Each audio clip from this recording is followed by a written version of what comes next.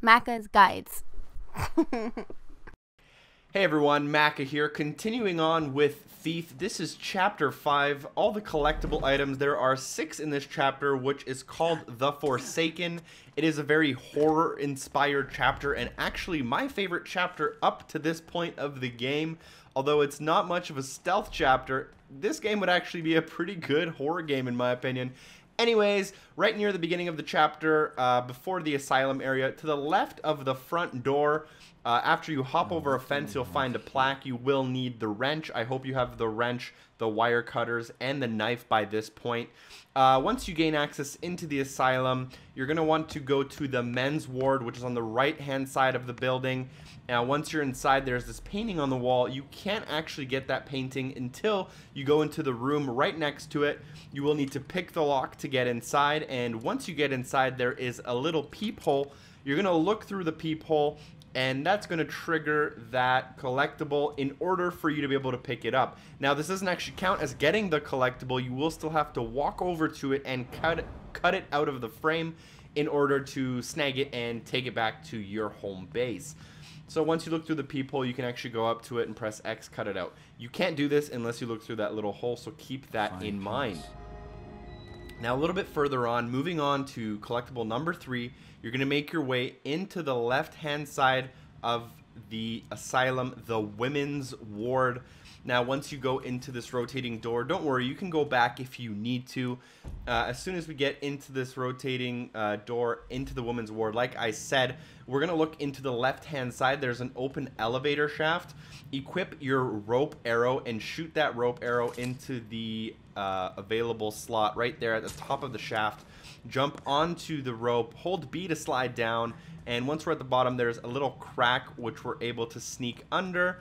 Now, once we're in this bottom area of the shaft, you're going to want to climb the cupboards on the left-hand side. There's a short cupboard right there and a bigger cupboard right there. And once we're on top, we'll find this tiny key or brooch right there on the little pipe.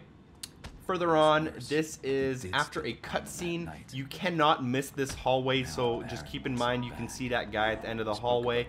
Now, the code for this safe is 731. You can figure that out yourself, or you can just use the screen 731. Once we enter that, you're going to want to be quick because that guy from the hallway will come and attack you. There is a collectible inside of this safe. Pretty easy. As you see on the screen, the guy's about to attack me, though, so you want to keep that in mind.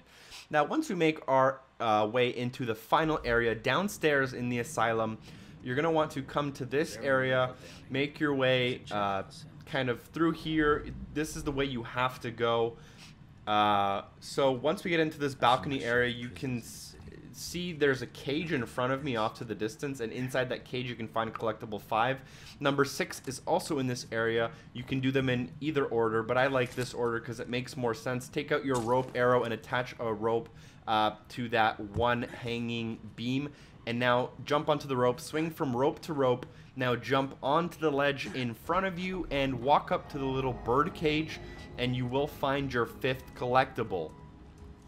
Now, starting from this collectible, you're going to want to either equip a fire arrow or a blast arrow, some kind of an offensive arrow just in case there is an enemy in the area.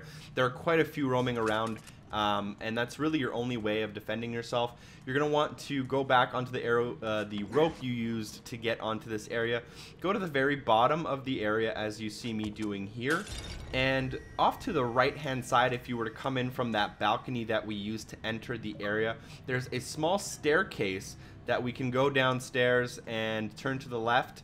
And inside of the vase at the end of this hallway, use your right bumper or R1 on the PlayStation in order to break this vase, and inside of the vase you can find a collectible. That's all 6 collectibles for this chapter. If you found this video useful, please comment, like, and subscribe. Those are 3 things that really help me out, and I really appreciate them from each and every one of you. Hopefully I see you in my next video, chapter 6. As always, have a good day. Peace!